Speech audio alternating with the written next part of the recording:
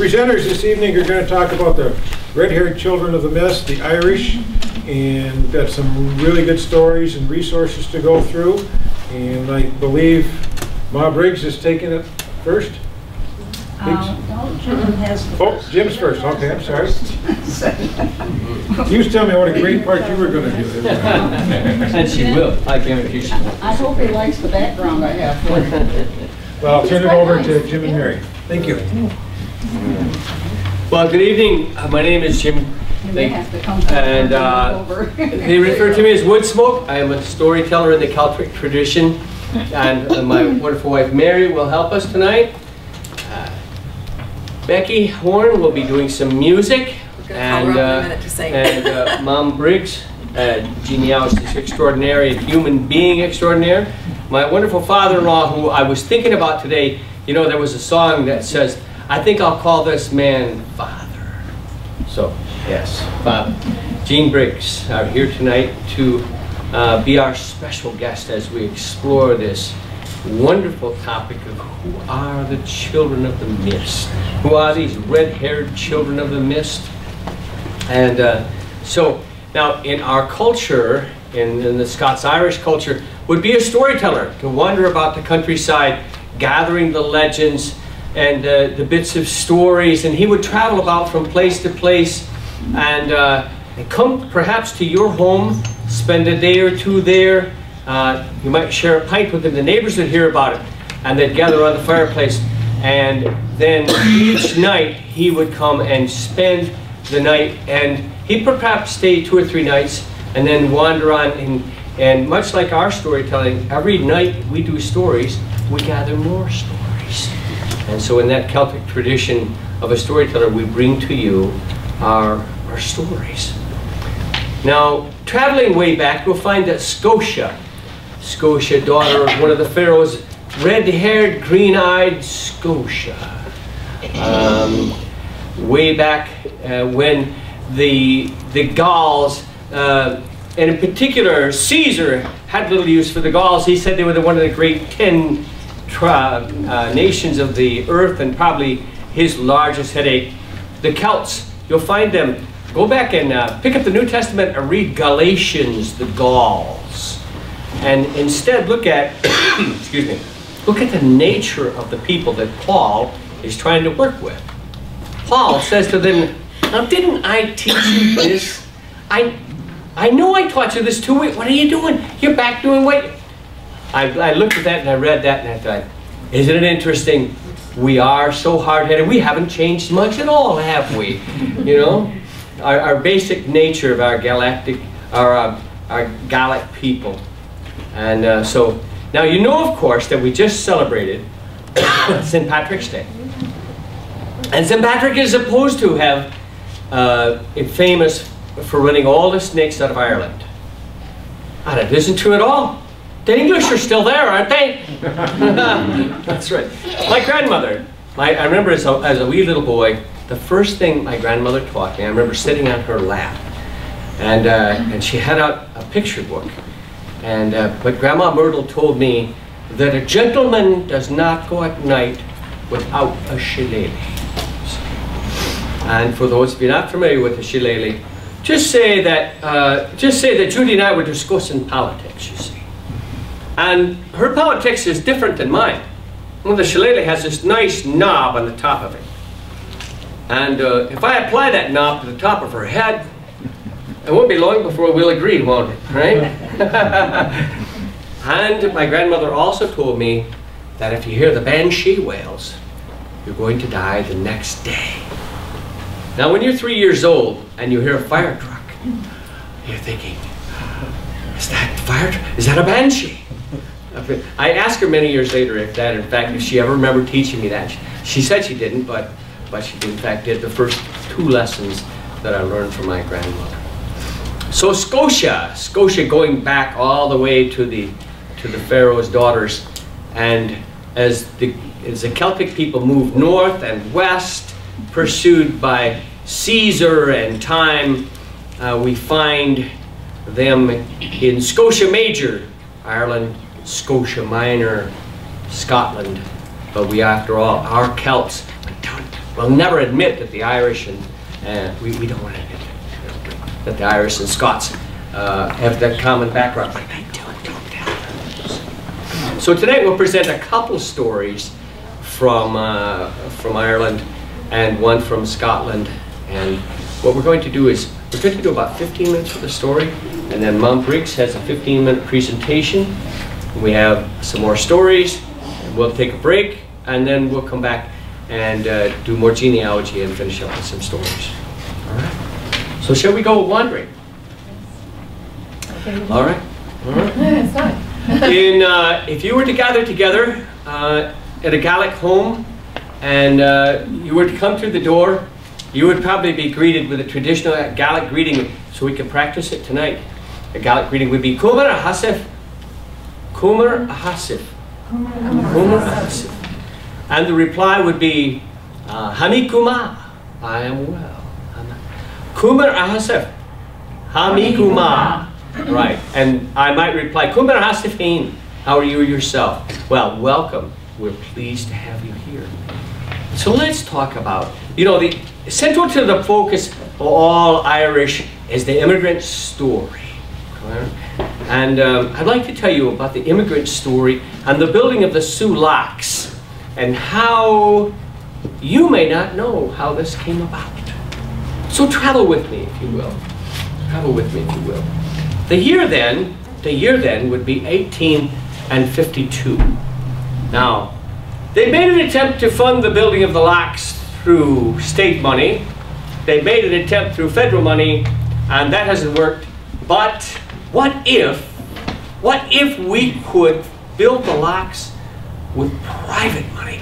Yes. Charles Harvey, 23-year-old traveling salesman from the Fairbanks Scales Company, has come to Sault Ste. Marie, and he has convinced a consortium of Corning, Glass, and other companies to put together the Sioux Locks Falls Company. And the proposal is like this. Charles Harvey, 23-year-old traveling salesman. Anybody ever seen The Music Man with Professor Harold Hill? Yes. Now, the man who will sell you a trumpet even though he can't play one. That's Charles Harvey. He's going to be the locks construction foreman, never lifted anything heavier than a coffee cup in his whole life. But the man can charm the leaves off the trees and has convinced this consortium to put forth this offer. You, ladies and gentlemen, are the board of directors of the newly formed St. Mary's Falls Locks Company, and the proposal is you're going to put up $500,000 to underwrite the building of the locks. But the hook to this, you see, is when you sign the contract, you only have 2 years to complete the project, or we will decide how much to pay you. 2 years to build this enormous project. So, ladies and gentlemen, all in favor of risking $500,000 on this project? Back then, $500,000. $500,000. No takers, Mary? Not a one. Not one risk taker out there. They did it. But they did it. But then you see, you have this problem, you see. There's no labor. Survey of Chippewa County a few years before that showed Chippewa County in covering the entire Upper Peninsula, parts of Minnesota and Wisconsin, and there were only 600 people here who were not native. You don't have a labor force. And once you sign the contract, the clock begins to tick. So what do? The year is 1852. The Irish are desperate for work. 500,000 of them have starved in Ireland. Conditions in Ireland are so bad, the chickens are safe. They can't chase them down. And the children are eating grass from the fields. They're that sick, that hungry. And they're desperate for work. And you are desperate for workers. So what if we recruit them right at the docks? We go right to New York and get them to come to Sault Ste. Marie and do the heavy lifting and build the locks. It might have looked something like this. You see, if you just got off the boat, you're just desperate for a new life, and the man, he greets you at the very dock, and he says to him, my name is Jamie Wayburn, and I'm looking for the best of Aaron's children. Come and help me build the most important mile on earth. We're building the Sioux Locks. Oh, and lads, a word ye won't hear with the river Shannon blows in her deadly breast. A a wage. We're paying a wage, lads. And what's more, we're paying your passage to go to a place called Sault Ste. Marie. But Jamie, where is that? You'll love it. The summer's there, green as your mother's eyes. Green, really. That's that green. And got sparkling winters. And what's more, Mr. Harvey is putting up housing for you even as we speak. And lads, did I mention we're paying a wage? Oh yes, we are. And lads, book up there now. I can see among you the very, very image of the Knights of the Red Branch. You're a fine looking lot. And lads, where we're going, there'll be no English to make your children go sleep in the hedges. It's housing, an opportunity, a new life. Oh, did I mention we're paying a wage? Did I mention that? Oh, didn't I? Didn't I? Yes, I might. Oh, and a music from home. Shouldn't we have some music from home? Lads, a bit of music from home, just to tickle your ears. And lads, the very image of the only daughter of Brian the Brave. Can you give up a bit of music from home, lad? I know my love by his way of walking, and I know my love by his way of talking, and I know my love dressed in a suit of blue. And if my love leaves me, what will I do? And still she cried, I love him the best, and a troubled mind sure can know no rest. And still she cried, bonny boys are few, and if my love leaves me, what will I do?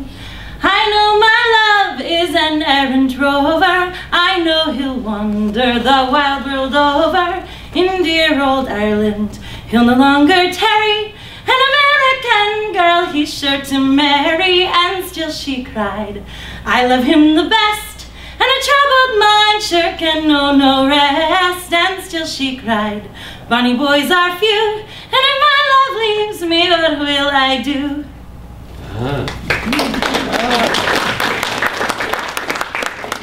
And so lads, we're leaving in the morning, we are.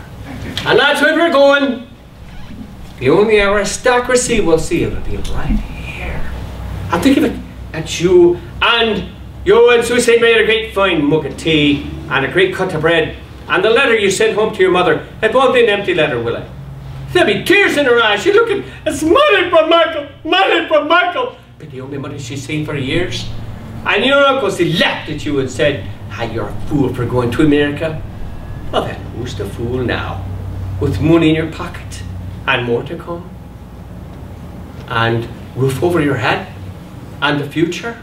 So who's the fool now then, lads? So who's coming with me? Who wants to dream? Oh, and they did come to Sault Ste. Marie. Oh, but did I forget to tell you a few minor details after you get here, of course? Did I forget to tell you, we'll pay you in company script, which you can use, of course, in the company store. And this clothes she bought from Donegal, I think you'll have to buy more at the county store, won't you? And a man many years later wrote this so well, this song he went to, St. Peter, don't you call me, 'cause I can't go. I owe my soul to the company store. Oh, they came here. And I did mention the sparkling winters, didn't I? Sparkling. They sparkle on and on and They on. do, right? Sparkle on and on. Yes. And these lads came here. You see, it wasn't the English that brought us the potato famine. They didn't know what to take it away. Hating the greatest cuts of meat and the finest wine where the children are dying, mouths green with grass. And when they come here, they die. Cholera, dysentery, Mr. Harvey's, runny soup. And they die, and they die, and they die. And they die so fast. They have to keep sending back to New York to bring more. And the company buried them in the dark. In fact, they walk up and down the line, and when you're sick, they bury you in the dark. Why would they do such a thing? We've only got 2 years to build this. What if you stop working? What if you say, where did she go? Never mind her. She took a job in Marquette. I've seen your account at the company store. Pick up that shovel, my good man. And they died. And where did they bury them? They buried them all over the park. All over. Wherever they could find a place underneath the roots. And sometimes if it's quiet and the fog rolls in And you might not be down there. You might hear a shovel bounce off a stone. You might hear men working. Ah, that's them. Them who came here with a dream and got 6 foot of sand in their face. And what of the winter time? 4 foot of snow and 3 foot of ice, and can't bury them in the dark, can we? What do we do with the bodies? Ah, I'll tell you at the end. At the end, I will. And a bit of poetry now. We are a Celtic people, and Mary and I traveled to the Highlands of Scotland and Scotia Minor, if you will. But please, Mary, grace us with the poetry which came to you. So we went to the island of Skye because that's where Jim's family castle of Dunvegan is. So this poem is about that. Thoughts of Skye. Soft accents sing across the ancient mountain peaks. The voice itself is song. My heart sings standing on this land for which it did not know it longed. Heathery hills and bits of snow white above my head. They're highland sheep, those tiny dots. That's what my husband said. Hundreds of rushing waterfalls fill up rounded mountainsides. My eyes are open now to see this land of MacLeod pride. The glens and coves call out my name. Mary, come join our song. Raindrops do not stop this tune of rainbows before long. The sky is painted every hue. The North Sea comes into our view. Light and beauty shine in the water, calling home this Highland daughter. The Highland wind is strong and sweet. It dances all around our feet. Hiking in this fairy land, my lifelong love and I hold hands. Sky once was what we saw above. Now, sky is the land that we both love. Thank you, Mary. There exists about the Celtic people an unquenchable sense of poetry, music, art, calling back across the generations. A recent film I saw, a man called it a tale. He said, it is the unquenchable call of who we are as a people. I once interviewed a Celtic harpist in Canada, and I said, what is there about our music, our poetry, the sound of our language? Why have we retained that through all the trials of immigration and movement? And she thought about it. She put down her music and she said, perhaps we were never Romanized. You see, the Romans didn't know who these folks beyond Hadrian's Wall were, but they gave up. And we were never Romanized. And so there exists in us the Knights of the Red Branch, that indomitable spirit about us, you know, the very image of the one daughter, Brian the Brave. It exists and beats in our hearts. And it's there. So listen for it carefully. And that's actually what brought you here tonight, whether you realize it or not. The call of your own ancestors. When the pipes play, look down. You'll find your feet tapping. And I have a story to tell you about it later. But the heartbeat of our music, it's there. Mom, Briggs, please.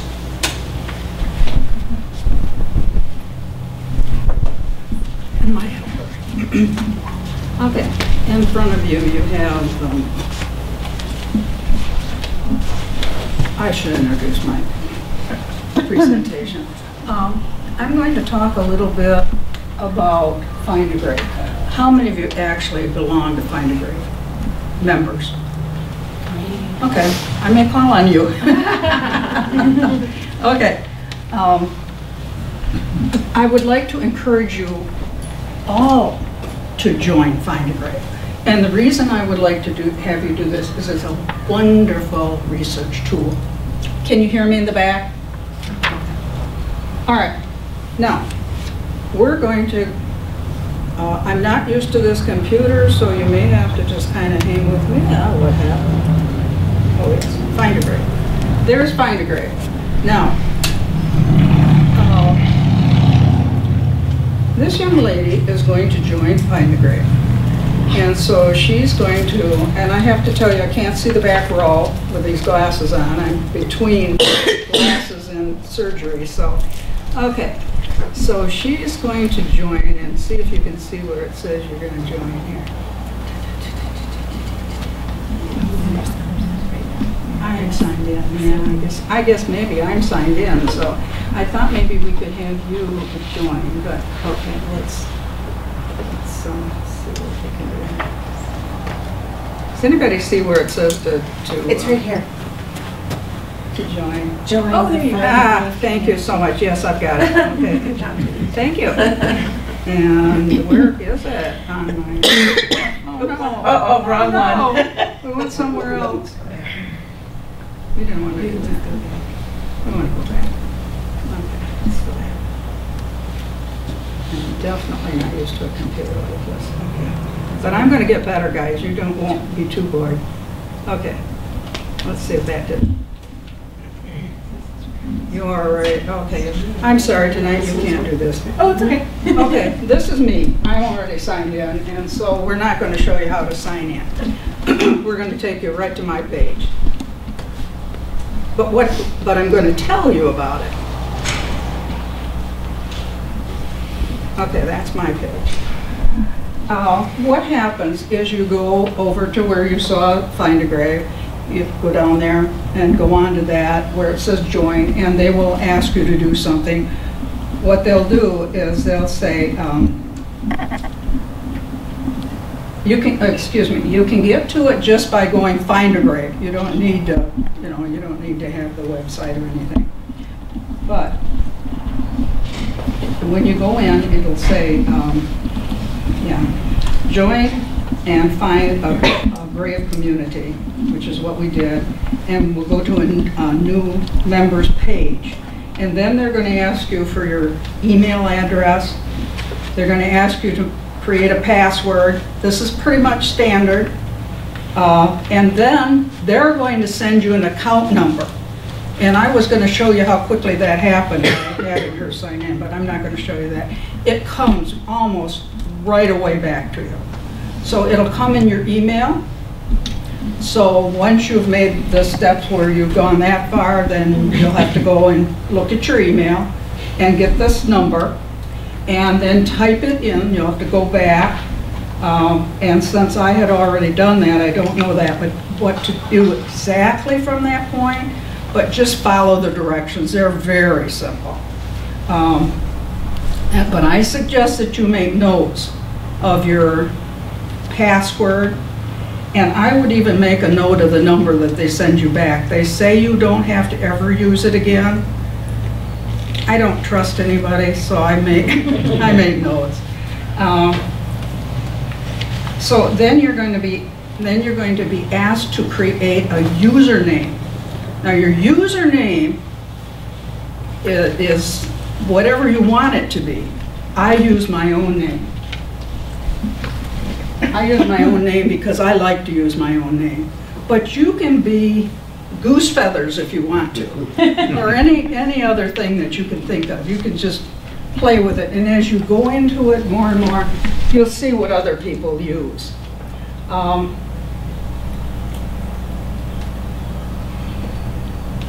So now that we'll all pretend that we're me and that we've joined this, and now we are a contributor. Now before you even join, you can do research. It doesn't cost you anything. And neither does being a member. So why not be a member? And it gives you a little more freedom that way. But honest to goodness, it costs you nothing. So you make up a name and you call yourself Mary Briggs. And so now that you're Mary Briggs, you can just easily go from here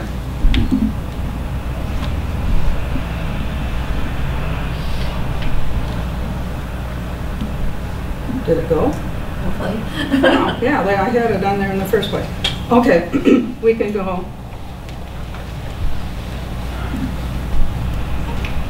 From this page, we can do all kinds of things.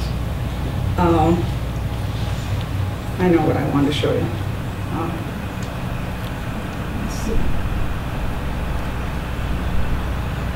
Contributors tools. And once you get, that's something that you can't get to unless you're a member. So we're a member now. And at this point, you can do many things, as you can see on there. You can make yourself a profile. Your profile is whatever you want it to be. You can tell people what you like about genealogy, what you like about Find a Grave, any old thing you want on there. You can change your password from there. You can link to your website if you have one. You can go to frequently asked questions, and by the way, I strongly recommend that you go to that place and read those at your own leisure. Because there's a lot of information there. You don't have to read every word. You can just read down the list and see what ones you like and then go into those. We'll look at that later.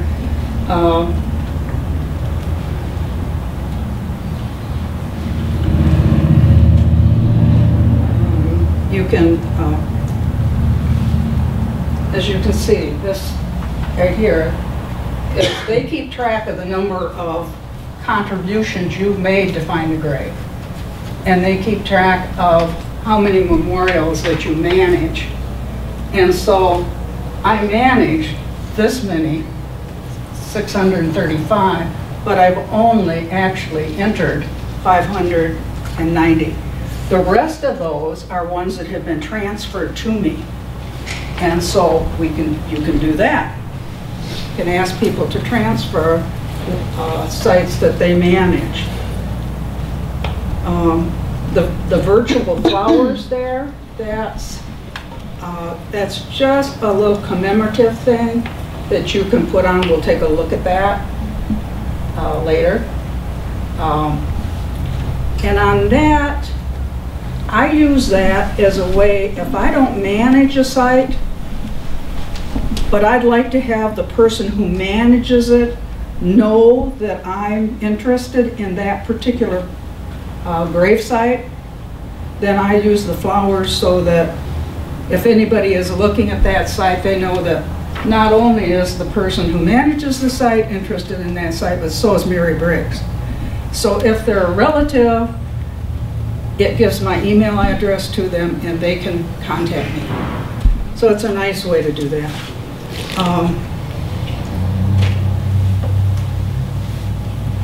Let's see. Would you tell me I could get down?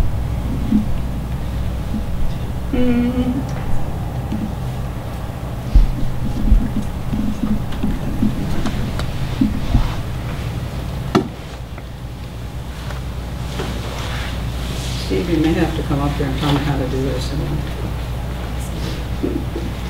There was a simple way to move down. Oh, I got it. It moved. Oh.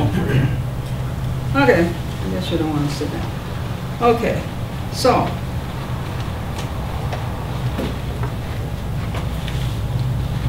I think if that, you can be a photo volunteer. And that will, as we go back into the second session here, I'll show you, you'll see some photos. Photos are quite often headstones. Well, yeah, but we've spread out since then. We don't only just put headstones in there now. Now we put people's pictures. So you can put your ancestors' pictures on here.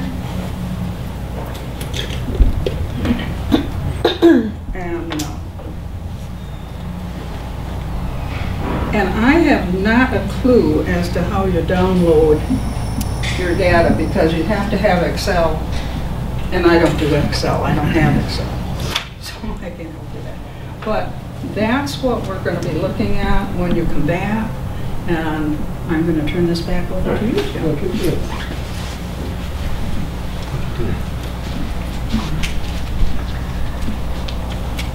Well, this quest to know who we are and where we come from, who are our ancestors and what did they give to us? I mentioned a few minutes earlier, you know, there's some thoughts that perhaps this whole idea of what we inherit from our ancestors is not just the color of our hair or the shape of our nose. I perhaps think that perhaps we may be recipients of ancestral memories.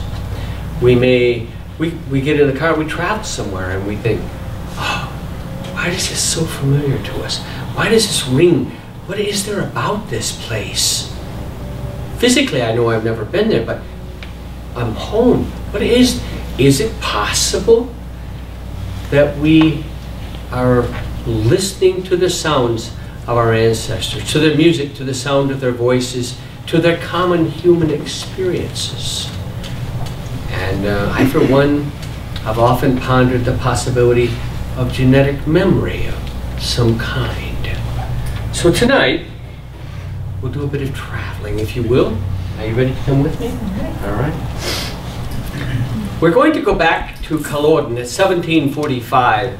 And for those of you who are not familiar with Culloden, the disastrous attempt at the last flickering, if you will, of hope for a free and independent Scotland have been destroyed. 500 years of blood and sweat and dream now lays broken on Culloden's field, and the English have determined that we will never rise up again, and the way they'll do that simply as we won't be there. It came to be called the clearances. It might be another word you would call that, the cleansing, but the English determined they'd had enough of us and that they'd simply get rid of us, replace us with sheep, they would. And so there's there's great fear all over the Highlands. The English, they're coming for us, and your children can nae educate your children anymore. Don't let them speak Gaelic. Don't let them be educated. You can't wear your colours, and the English have determined that they're coming for us. They're going to clear the land once and for all of all the Highland people, one way or another. What they'll do is they'll send an agent about, and the agent may come to you and they'll say, they're coming for you. Give me the deed to your land. Give me the deed to your land. I'll write you when it's safe. Go to Ireland. I'll write you when it's safe. I'll write you when it's safe. So you give them the deed to your land and wind up penniless on a boat to Nova Scotia. But it'd be better than if you stayed, because if you stay and you don't give them the deed to your land, they'll come and nail the doors to your house shut and burn it down with you in it. You'd be better off penniless in Nova Scotia than have your house burning around your ears. Oh, there's fear and apprehension all over the Highlands. And the little people who live with us, the fairies and elves and little people, they hear it. They live right underneath the table there. They're listening to us. They're listening to us. And what will the children? Where will we go? What will we tell the children? And there's so much fear and so much tribulation that the little people, they talk among themselves, and before long, Titonia, the queen of all the little people, she hears about it. And she said, they'll call it a great gathering of all the brownies and fairies and elves and magic people to come to a place called Dunvegan, 2 flat hills outside of Dunvegan, and we'll decide the great and troubling question: do you stay with the land, or do you go with the people? Which one is it? What do you love? Oh, if you'd have been there that night. Oh, they're coming in from Antrim, they're coming in from the Western Isles and the Orkneys. Oh, the little people. Oh, there's wings you can hear, sounds in the air. Oh, to decide this great and troubling question once and for all: do you love the land, or do you love the people? All the magic people are coming in. If you've been there that night, this is what you might have seen. If you're a professional egg player, just follow Jim. Okay, ready? Do people have eggs in this audience? Okay, ready? We're walking in the air. We're floating in the moonlit sky. The people far below are sleeping as we fly. I'm holding very tight. I'm riding in the midnight blue.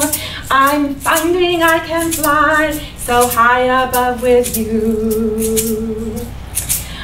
Far across the world, the villages go by like dreams. The rivers and the hills, the forest and the streams. Children gaze, open mouth, taken by surprise. Nobody down below believes their eyes. We're surfing in the air, we're swimming in the frozen sky, we're drifting over icy mountains floating by. Suddenly, swooping low on an ocean deep, rising up, a mighty monster from his sleep. We're walking in the air, we're floating in the midnight sky, and everyone who sees us greets us as we fly. We're walking in the air. Oh, they're coming in. Oh, they've gathered then out on the 2 flat hills outside of Dunvegan. A great, perhaps the greatest collection of all the special people, the fairies, elves and brownies. And would you believe it, they began to argue. After all, they are Scots. And we are the hardest-headed people God ever made. Even the little people, and they began to argue. Some to stay, some to go, some to go, some to stay. And Tonia, she loses her patience with them. She said, get a fairy flag. Perhaps they'll stop arguing, but they never stop arguing. They are Scots after all. We wouldn't have lost to the English in the first place, except we were so busy arguing among ourselves. And she brings down the fairy flag. That's magic. And she begins to pass it about. Oh, and a whoosh falls all over the little people. There's tears. There's tears as they touch it for the last time. Some know they're never to see it again. Or if you've seen the fairy flag, it's yellow. I've seen it myself. A stain yellow from tears of all the little people who touched it. And as they're separating out those from go and from those to stay, and there's tears. And the ones to go tuck themselves into the bits of luggage and baskets and quick whatever they can hide in before the English come and burn us out. And it's a long and terrible journey to here. Oh, and after they many months at sea, they find themselves at a very special place. They get out and they look at it. It looks a bit like home it does. They find themselves at a place called St. Joe's Island, and they're so excited, to be home.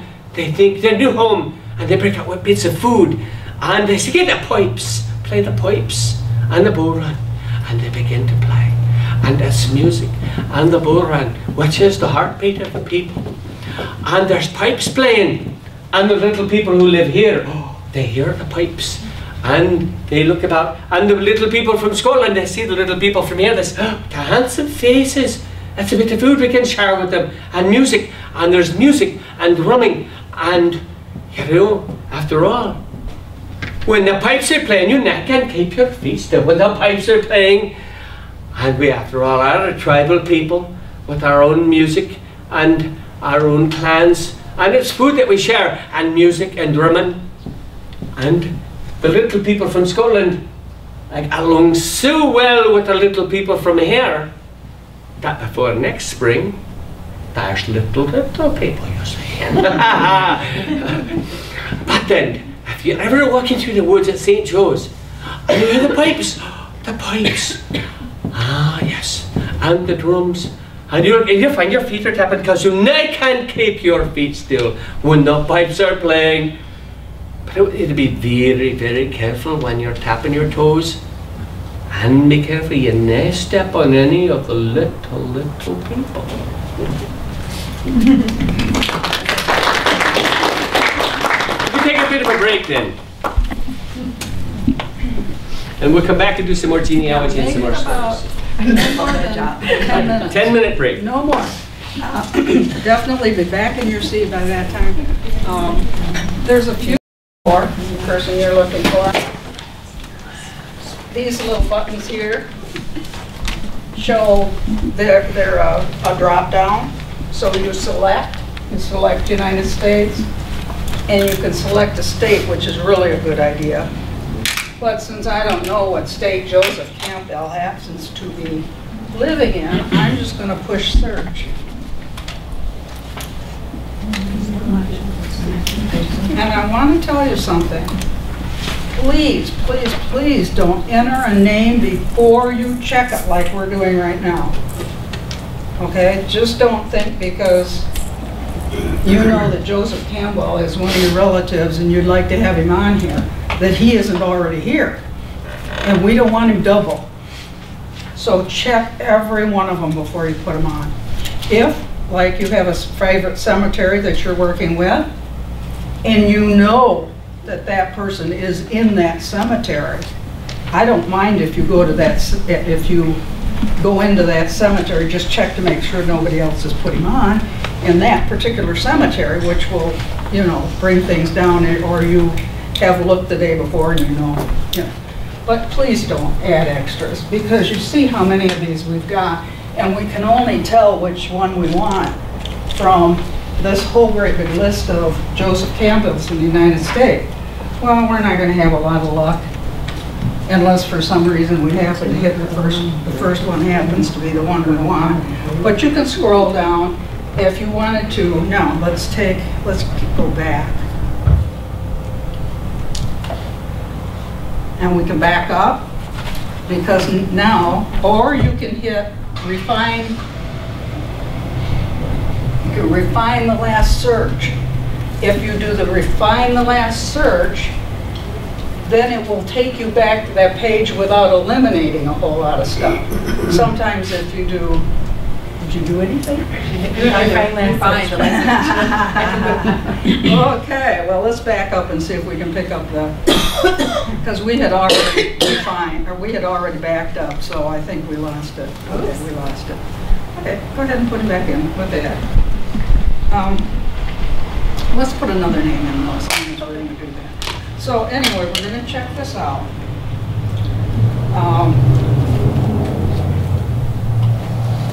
Let's try a different kind of search. Let's go.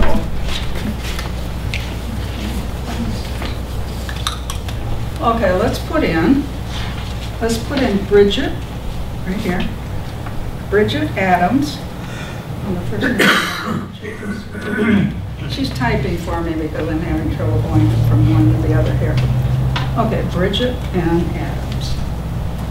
Okay, now Bridget Adams happens to be in Ireland, so right here where that is, we're going to pick up Ireland. Scroll down. A few countries.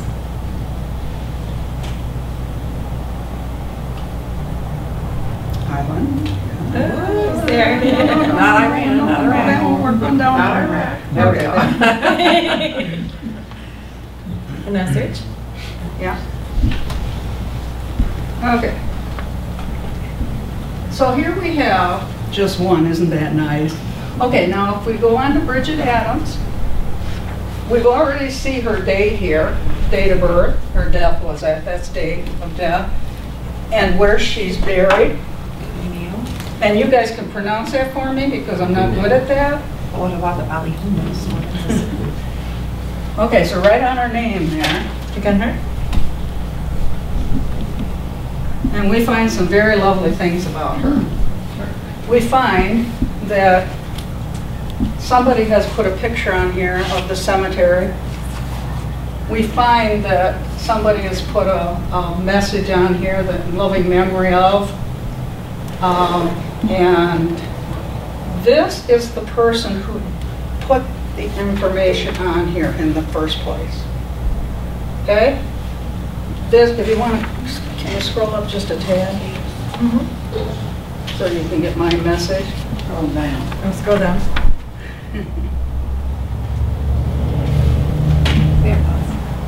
Okay. So, you see the message that I added? I added that, and then I sent. Okay, can you hit this, the name of the contributor? Yeah.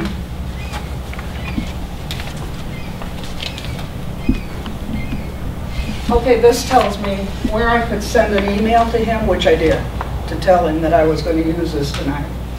You see how many entries he has? Oh. Okay. If you want to look through his, you can to see how many Adams he has. Can you type Adams right into here? Because we really are interested in Adams in this area. So we want to know how many he's got. And then we search. Guess what? He only has one. So we aren't going to find any relatives there. Okay, can we go back? Oh, let's go to the cemetery. Let's just go to, you can go to the cemetery from here. Okay, just, and this, you see, shows a map. Can you scroll down a little? I don't know how you're going to figure who your relative is there, because there's no key to that as far as I can see. But it does look like fun. Okay, back up. Okay, now we have a place that we can put names in again for the cemetery. Let's try Campbell. That name we had before. Let's not use Joseph, because we're going to get more if we just put the last name in. But if you're sure of what you're looking for, of course, use the first name. Okay, so we have two Campbells here. Probably husband and wife. Let's go to one, or let's just go on one of them. Either one, doesn't matter.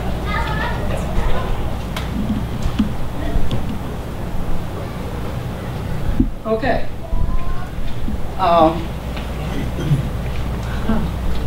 This I'm not real happy with, because I'm assuming that that other person was a relative, and I would have liked to have seen them linked. He has it in a But there doesn't seem to be any place in this one to link, and there will be in the United States. So I don't know, Ireland may be different. And again, you can leave flowers over here or whatever. And all these little pictures and things like that, people add. You can really add whatever you want to over there. Okay, now let's back up. Let's go way back. Let's hit a cemetery search. Okay, now, on a cemetery search, you know that you have some cemeteries up here, and one of them is Riverside, right? How many know Riverside? Okay, thought so. Okay. Put RIV in there if you would, just RIV. And now hit search. Oh, hold on. We don't want to do that, we'll get everybody's. Okay, where it says country, we want the United States. It's way up. Okay. Thank you. Okay, now we want the state because we know it's Michigan. Okay, and now we know what county it is, it's Chippewa. We can use those, or we don't have to use all those. And we push that, and we'll, of course, get Riverside. Now, we do have more than one Riverside. Well, since all of us know it's Sault Ste. Marie that we want, we're going to go to Sault Ste. Marie, Riverside. We had photo requests of 38 photos. There's 38 pictures that somebody wants of a headstone. And if you live in this area and you have a camera and you know how to use it, you can do that. Okay, hold it, down. Down a little. She wanted to see what was behind that. Okay, here again, you can put the name in of the person that you want. Anybody got a person in Riverside they want to see? If they're there? No? Nobody here? Anybody? Okay. We have 3 famous ones. You see that? Put in there Jane Johnston. Jane Johnston. Is she buried in a cemetery? In Riverside. Oh, in Riverside? Okay. Jane Johnson. But wasn't she a schoolcraft? Yes, I was going to say You have she's to a put schoolcraft. schoolcraft in. You have to use the name they died with. Okay? If they've been married 4 times, you got to use the last one. Even if their husband is buried right beside them, and then you're going to link them so that everybody else can find all these people that they're buried with. What happened? No records. What? Maybe she's not Nobody's there. buried there. Oh, Maybe okay. she's not buried there. We didn't find her. Try Maybe Susan. she's not. Okay, Where's let's Susan? not do that. Let's go back. Okay, let's go over here to, let's go to the famous ones. Maybe. The mother. Yeah, we could try Susan. We'll do that right after this. Okay, scroll up. Here's the famous 3 people that you have. Can you go up? Good girl. She's so good. Okay, here's your 3 people. One of them is Irish. Yeah, there you go. This is a very odd spelling as far as my husband and I are concerned, but, okay. And as you see, won't take you long to figure out that what do we like in the soup? Hockey. 2 famous hockey things. And then this man who we really are enthused about as genealogy people, is he Civil War? He won the Congressional Medal of Honor. He's really something as far as we're concerned. So you can see the kind of thing, if you have a famous person in your family, you can add a famous person. Okay, now let's go back.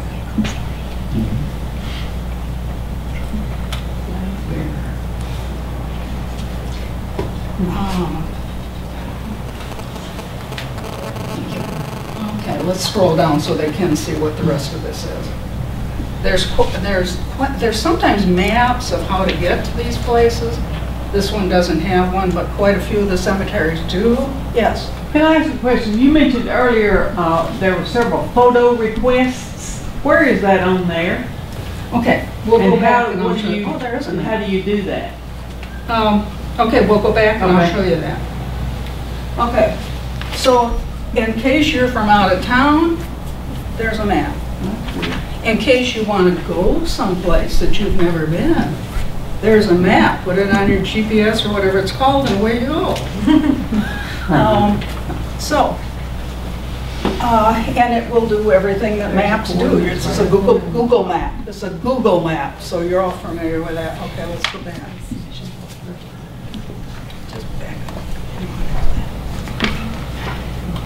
Oh, yeah, okay. Here's the 38 photo request. Oh, I see, it's listed there, all right. Somebody, we want to look at that anyway. Okay, so here we are for Riverside. And as you see, somebody else, if they're claimed, somebody's already taken, these are open. But if somebody puts claimed over here, if they already have done it, they'll put claim down there so you don't have to run out and take a second picture. But all of these are open, so if you guys want to do cameras and photos and stuff, here's your chance. Then how do you submit it once you take a photo of it? There's directions. Oh, there are? Okay. There are on that area that I said where you frequently ask questions. Okay. There's something that tells how to do, I know how to do it. Do you know how to do it? Yeah. She knows how to do it. You claim that, or you can fulfill it, and you just take your picture and upload it.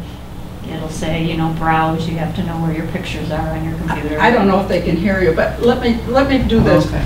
If you want to do that, I'd suggest you get her name. And really. Again, it's just following the instructions. You just have to know how to put your pictures, upload your pictures onto the site, and you can do that. I'm not keeping track of time. I hope somebody does. So we know how many minutes I have left. Okay, go back.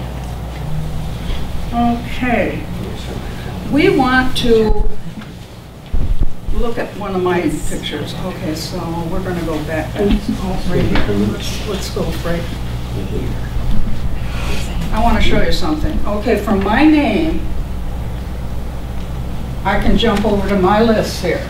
Now, since anytime you have over 100 or over, you'll get one of these little cute things that you can put names in. If you don't, if the cemetery's got 64 people in it, you're going to have to scroll down through them. But we can put in, because I want to look at one of my own pages. So I'm going to put Briggs in here. Would you put Briggs in there, please? Okay. Okay, let's put search. Okay. These are some of my favorite. Scroll down. Oops. Yeah, scroll down. Hold it. Mulfred DeGarmo Briggs, my favorite Briggs, other than the man that sits right there. This is his father. His father is Fred. Okay. This is what I took, his obituary, and all I did was highlight it on my family tree maker, which is where I had it, or the paper in the darn place you find it. All I had to do, why don't you move it up just a little? All I had to do was highlight it and copy and paste. Simple as it can be. Okay. Over here, I left my own note just because I love him so much. You can delete the cemetery picture, but who wants to? You know, unless you really feel bad about it, I'd leave it. Okay, let's go down further. Before you go down, go up.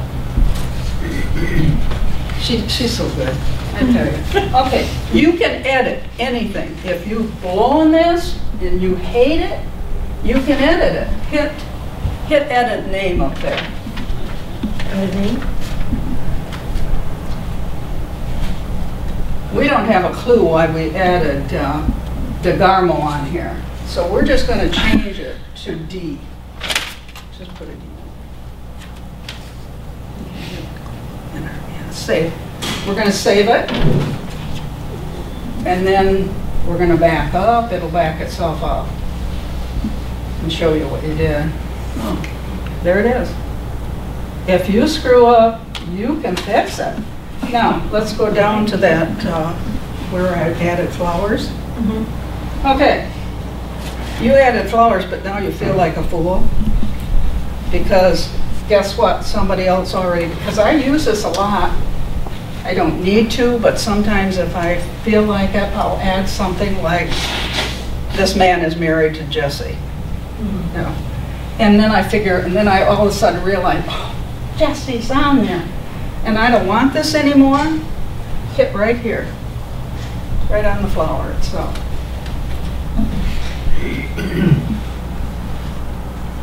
And you see what I can do? I can delete this. So it's gone. I can delete the whole thing. Go ahead and delete it. Okay, and then hit OK.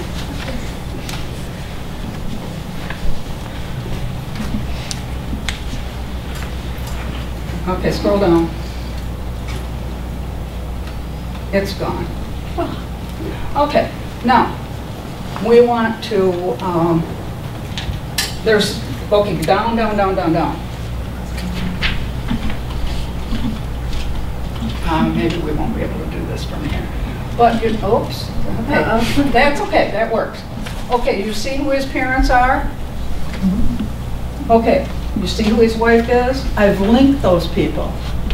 So if we go on to Robert Douglas Briggs, you'll hit that. Okay, now, if we scoot up just a little, we have another cemetery. Can you go up a little? We have all the information, the genealogy type information. We have another cemetery here. This is Grand Ledge, where the other one was Lansing. We've got We've got his father, we've got his wife, we've got his children. I'm missing one child because I don't know where that child is buried. But I've linked those all. And for the person like you who have come onto my site and you want to follow this progression, or you want to take these off, you can do that. You're perfectly welcome to use my information, any and all of it. If we go to Peter Bradley,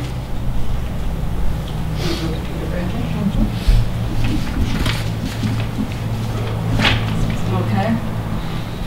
We're in another state. We're now in Poughkeepsie. Well, no, we're not. We're back in Lansing. He was born in Poughkeepsie. So we're back in Lansing, and we've got all this information. Now, if I want to talk to this person, I don't know if I can do it from my go down a little further.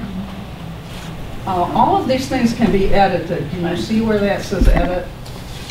Or you can just get rid of them in the conventional way. But anyway, this particular memorial number is something you're going to really, really need.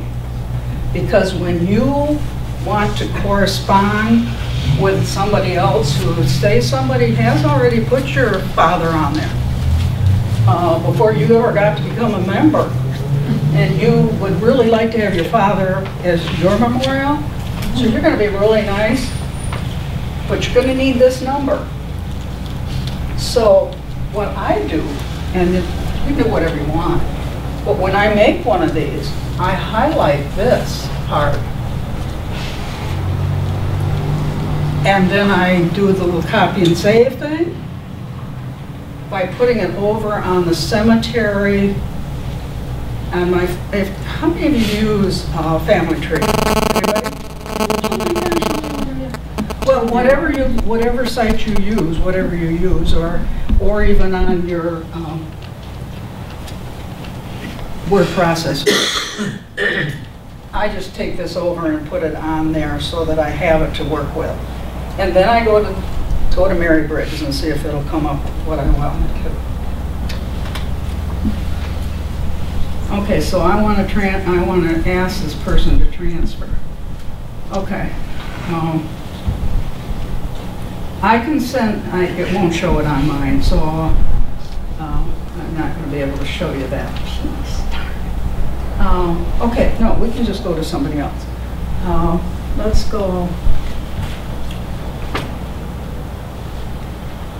We want to get back over here, so we want to go to beginner search.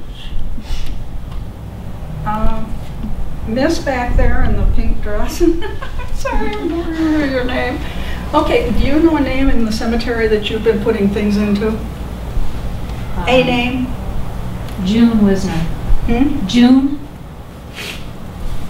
Wisner. W-I-S-N-E-R. Okay, we could probably have done it with June, like somebody suggested that we might try. You can use first names, only. If you're not going to put the okay, but let's try this one, and let's go. Yeah, let's just do it that way.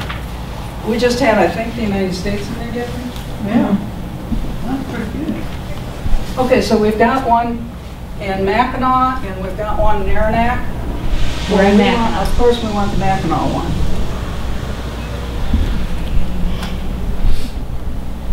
Okay, and here's what she's done. Is this you? I'm F.L. Moeller at the bottom there. Created by. That's you that took the picture then? Yes. Okay. So she's got her beautiful picture on here.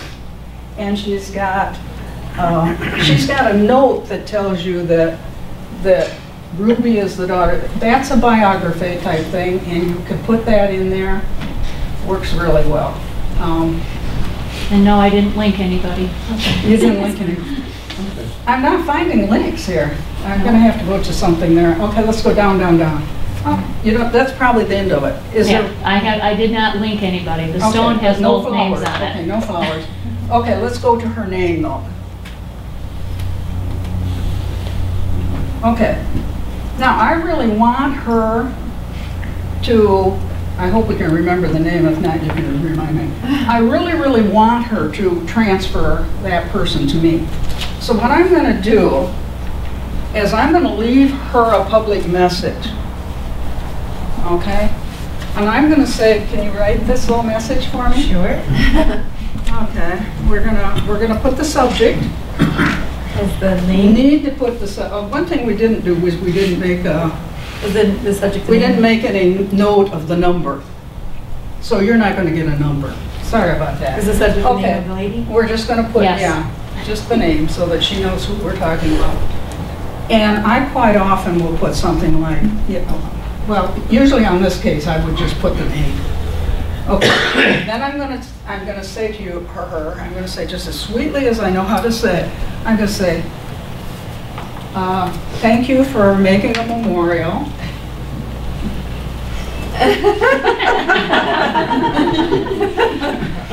Okay. For my aunt, well, let's not use a, let's keep her in a direct line. You should use direct line people to have them transferred to you. So you should use, you know, like grandmother, great-grandmother. So I'm going to call her my grandmother, and I'm going to ask you to transfer my grandmother. First I'm going to say something like, thank you for making this memorial. This person is my grandmother. Would you please transfer her?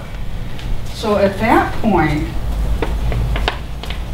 I'm going to give her, I'm going to say that June Weisner's number is whatever that was down here at the bottom of the page, under, at the third line under her name.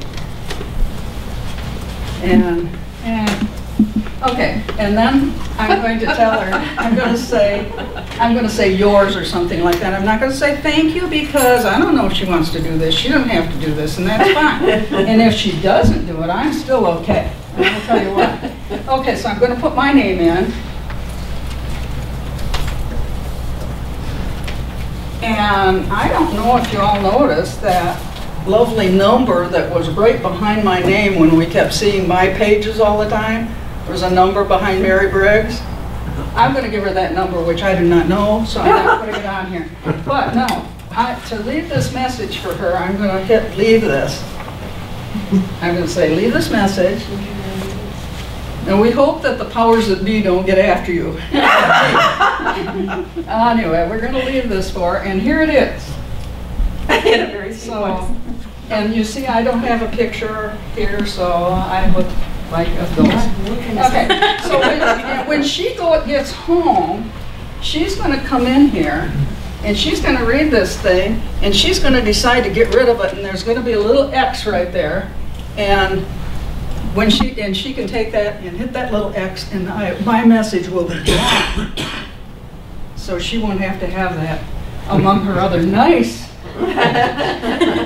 which says thank you so much for fulfilling my photo request. Wow. You see, she does it. Okay. She's a good person, and she did do that. Now, when I said she's a good person, that didn't really mean that she was such a nice person to send this. To make this transfer, because she's a good person whether she makes it or not, because it might also be her grandmother. And so she doesn't need to feel obligated. Okay, but she writes me back. She's really nice, and she writes me back, and so actually, if you go down in there, you'll see somebody who I did transfers to. Oh, if you go down, you see transfers. Okay, she writes me back, and tells me that no, she doesn't want it. It's her grandmother too. The third one there with the blank picture. The blank picture. Oh, that's a transfer one? Right there. What? It was a Tassier on there. A Daisy. Oh, okay. You see this? Oh, there's a number. By hitting this right here, we'll go to this person, or whichever person you want to hit there. Okay, what right there? Right here. I This know, one? we could go back up and we'll go back to We're mine. almost out of time, too. Is my time up? Yeah, pretty much, yeah. I thought so. Okay. No. We're there. Oh, that takes me. Okay, anyway. She's going to get back to me because she from that little place there on where the name is. When she gets back to me, then she can write an email to me. She can send me a public notice. And I just, one more thing and then I'll call this to a close. We want to get to, you see the nice messages I sent. Boy, I gave myself away on that one. This is the number that I was telling you about that I want to give her whenever I correspond with her, because that's my official number. And so that gives credence to my writing to her. Oh, way up there. Oh. Yeah. So, yeah, that would be the number. And, okay, let's go just hit one of these.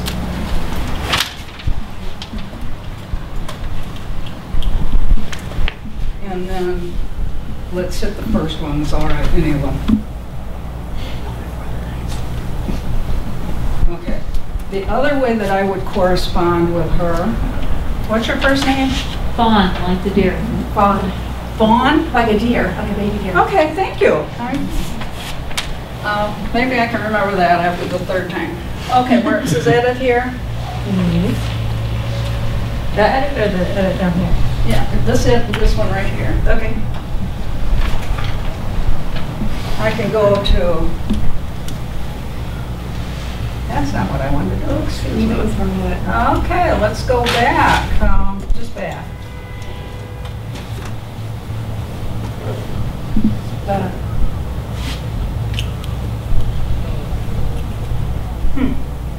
I'm lost. The blue edit. Try The blue edit, okay. I don't know, I'm not sure that's going to do it either. I can't remember how. What I wanted to show you was there was a third way to, do you know what it is? Try that one. What? What are you doing, Mom? No, I really wanted to get, no. Okay, go back.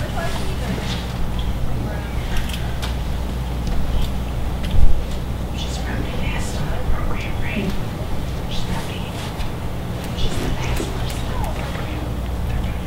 Well, hold that thought, because I have one thing more to tell you. This delete button right here, that's where you would erase the whole thing.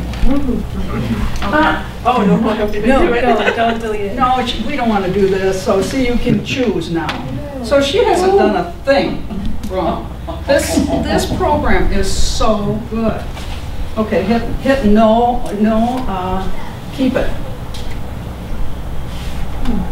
It may take it a minute. Okay. All right, I'm done.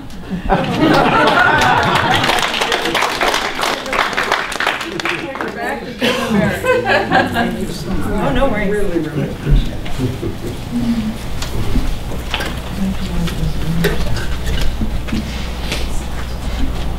Thank you.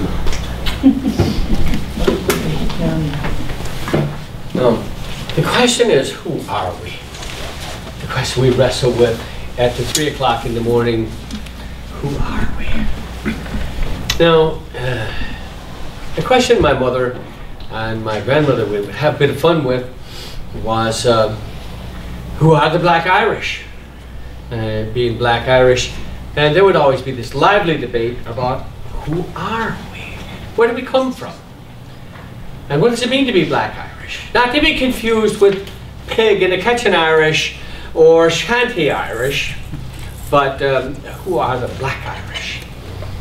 Now, for those of you not familiar with it, a term generally thought to those of us who have darker complexions and dark hair, my mother being one of them, my daughter has that particular color. Now, some say, after a pint or two of Guinness back there, my good man, that perhaps the Black Irish are real descendants of Spanish sailors washed up on the beaches of Ireland after the attempt to invade England. And they washed up on the beaches of Ireland, looked about and saw our green hills, met our women and said, who'd want to go back to Spain? We'll stay here forever. Some think that perhaps the Black Irish are really descendants of the original people of Ireland, the Pict people. our own indigenous people. My grandmother, thinking perhaps might be the case. She preferred the last theory, though. The last theory was that with the black Irish are children of silky maids. Silky maids, silky, a dark seal to wash up on the beach. And if you're there at the turn of the tide, when the moon comes up, she'll become a beautiful woman, and she'll be duty bound to be your wife. But wait, before we get started, a story. And we will connect the story from here to perhaps the greatest shipwreck on the lakes. So I submit the name of the Carl Bradley, 1958, and I will bring the two of them together as the story unfolds. So then, the idea being that if you're a young man and you're there at the turn of the tide, and a silky comes up and she changes from a dark seal to a beautiful young woman, and if you're lucky enough to be there and pick up that seal skin, she'll be your wife, and you'll be the luckiest man in all of Ireland to have a wife like that. And there's music. Do you know silkies can sing? You can tell a silky maid by the high voice that they have. And so we need a bit of silky music, don't we? Yes. Okay. We're gonna play eggs. Okay, we're playing eggs. Okay. Shady girl, my true love. Shady girl, I know. Shady girl, my true love. I'm for the shady girl. Peaches in the summertime, apples in the fall. If I can have the wild love, I won't have none at all. Shady girl, my true love. Shady girl, I know. Shady girl, my true love. I'm bound for the shady girl. Some come here to fiddle and dance. Some come here to tarry. Some come here to fiddle and dance. I've come here to marry. Shady girl, my true love. Shady girl, I know. Shady girl, my true love. I'm bound for the shady girl. Thank you. Well, this young man was there at the turning of the tide, and he picked up that skin, presented it to her, and she became his wife. He's the luckiest man. He would wake up in the middle of the night to listen to her breathe, and think he knew for sure he was the luckiest man in all of Ireland to have a wife like that. But the puzzle was, what had he ever done that good? To have a wife such as that. And when he thought about it, he was honest. Anyway, he never did anything that good in his life. If he did, he'd do it twice over. If he could only remember what it was that was such a good thing to have a wife like that. And it was love. And the longer she stayed, the more in love with her he was. And but the longer she stayed, though she loved him, there was a bit of a shadow, a bit of sadness creeping in like a storm. And she was missing her own, the sound of the music, their pipes, their language, their poetry. She's missing her own. Though she loves him dearly, she is of the sea and him being of the land. And the longer she stayed, the sadder she became, and the more in love with her he was. And he would say to himself that maybe next month I could give her back her skin. But the trouble was, he'd be more in love with her then than he was the month before, and even farther from bringing her back her skin, and her being more sad. It was the terrible dilemma as it was. And then the neighbours whisper, oh, they did whisper. The neighbours would say, now where would a man find a wife like that? They would say, now where would a man find a wife with her grey dark hair, and her eyes the colour of the sea, and if you heard her speak, that's grandfather's Irish, older than your grandfather's Irish. Now where would a man find a wife like that? And of course, they couldn't tell him, they wouldn't believe it if he did. And the longer she stayed, the sadder she became, and the more in love with her he was. That was a terrible dilemma. Coming home at night from the sea, rowing home at night, he was thinking about the song. They have a song that said, boys, if you could see her there, boys, if you'd just been there, the summer's in her movements and the music in her smile. On the roses in the garden would bow their heads in pardon, for none could match the beauty of the Queen of all Argyle. And he would laugh and he would say to himself, the Queen of all Argyle is plain as homemade mud compared to the lass who waits for me at home. And he would say, I can wake up at I'd not have not have her there. How could a morning start without her laughter? But the longer she stayed, it was sadness creeping in more and more and more, until one night she tried to sing, but it was just tears. And as he heard her, he thought about, take a great lump of sand, and you can hold it in your hand. And the harder you hold it, you can grasp it, and the harder you hold it, all you do is just drive the sand up between your fingers, till there's not but dust there. Maybe love is not what you can grip. Maybe love is what you can open up your hands and let it be. Maybe that was the measure of love. And I said, maybe if I loved her, truly loved her, maybe I should give her back her skin. And so he gave it back to her. There was tears and joy and laughter, but sadness mixed all together. And she put her arms about him, and she gave him 2 gifts. The first being a strange blessing. And she said, for this gift, she said, none of your children's children, neither your children's children may drown at sea. We shall watch out for ye. And then she put her arms about him and she taught him music.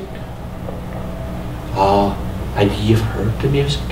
You can't go to a funeral without hearing it. Did you know where it comes from? At the parting of these 2 people who love each other so much, but can't stay together. So Mary, teach us the song she taught him. Oh, Danny boy, the pipes are calling from glen to glen and down the mountainside. The summer's gone and all the roses falling. It's you must go and I must buy.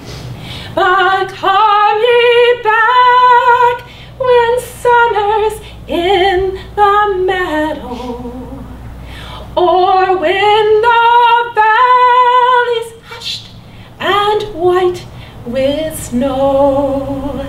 Sure I'll be there in sunshine or in shadow.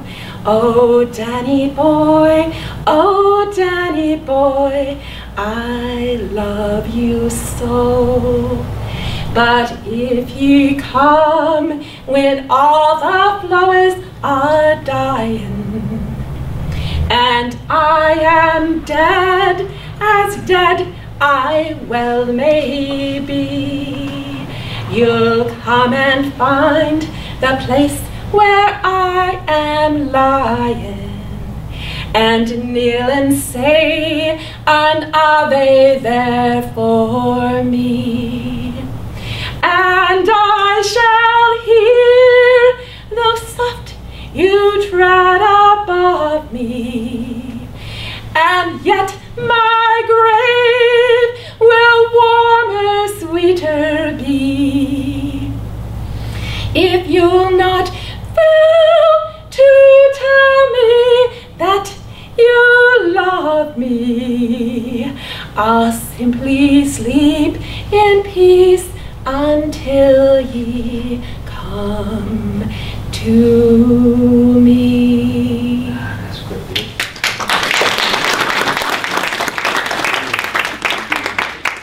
So give her back her skin again, and she turned back into the silky that she was.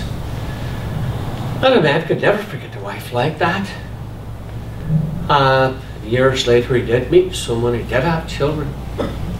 But man could never forget a wife like that. Not the strange blessing where she said, none of your children's children, neither your children's children would drown at sea. We shall watch out for ye. Where that strange blessing travels in time. And one of those children's children finds himself a crewman on a ship downbound for disaster called the Carl Bradley.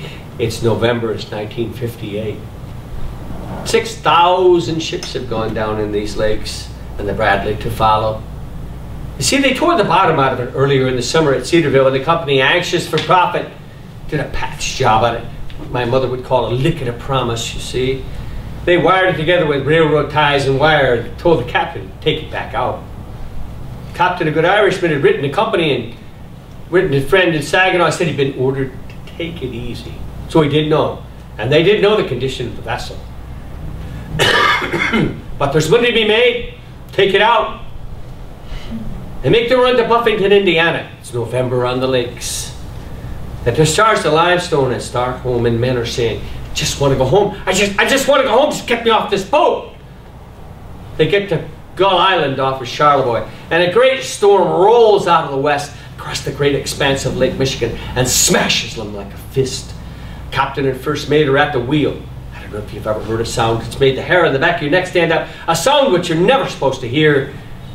They heard it. It was a thud. A thud like you're never supposed to hear. They could feel it right through their boots. And when they looked down, oh, that long aft end of the Bradley, the whole back end is sagging like its great back about to break. And the captain, knowing full well what that meant, grabbed a microphone and yelled for his crew, get them in their life jackets! Get them in their life jackets!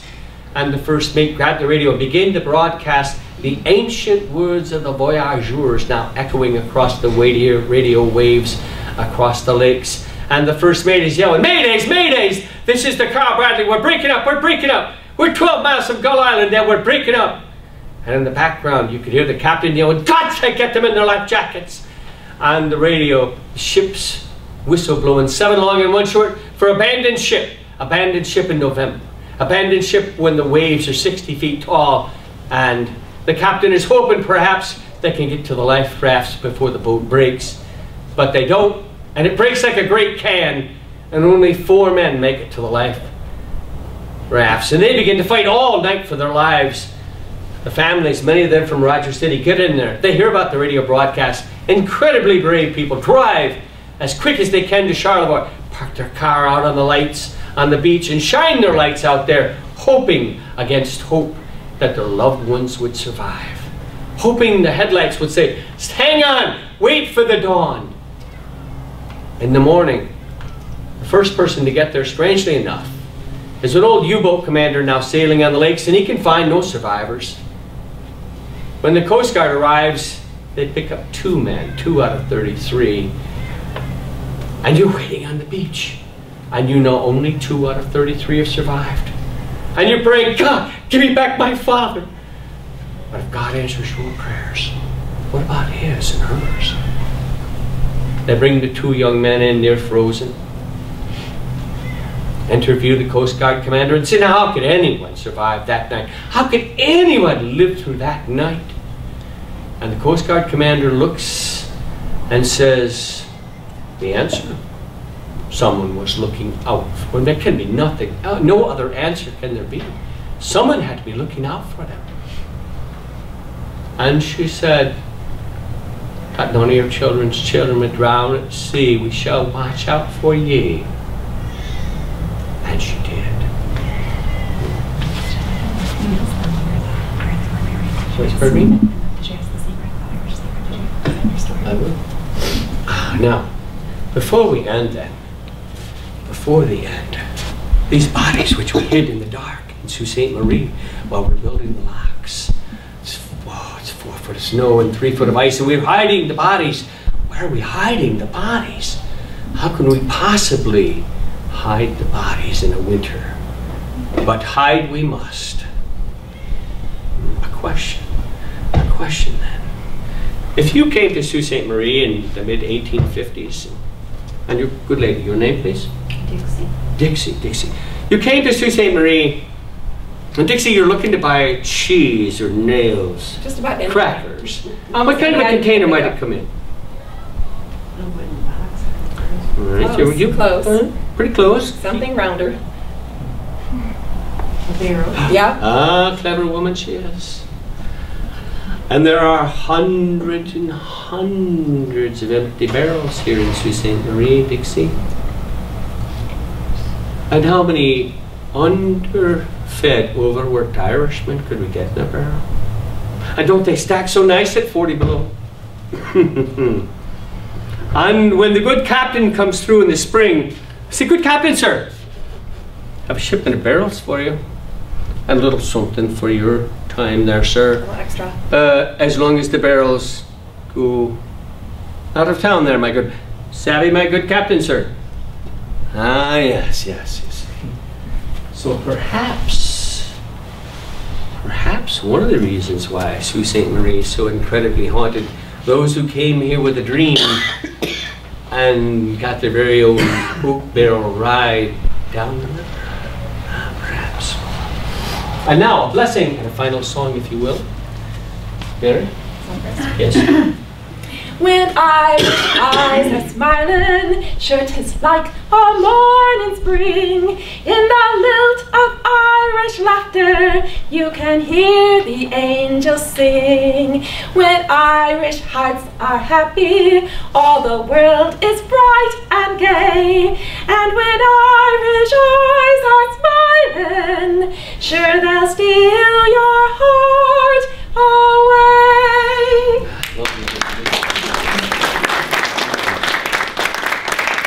I know you can't go without the gift. See, if you're at Grandpa Arlo's house on Sunday afternoon, you can't go without the gift. The simple gift which his mother had taught him. Jenny was born in County Cork, and how many generations of us have been taught this by our mothers. And so it's Sunday afternoon, and Grandpa Arlo stands on the porch and gives ye the gift. And since he can't, I'll do it for him. So then, he would say, and the road rise to meet ye. May the sun always be at your back, the rain to fall soft upon your falls. And might you be in heaven, at least an hour, would be with more pleasure. And until we meet again, God to hold ye softly in the palm of his hand. And I trust that he will, and I do trust that he will. So thank you so much. Thank you.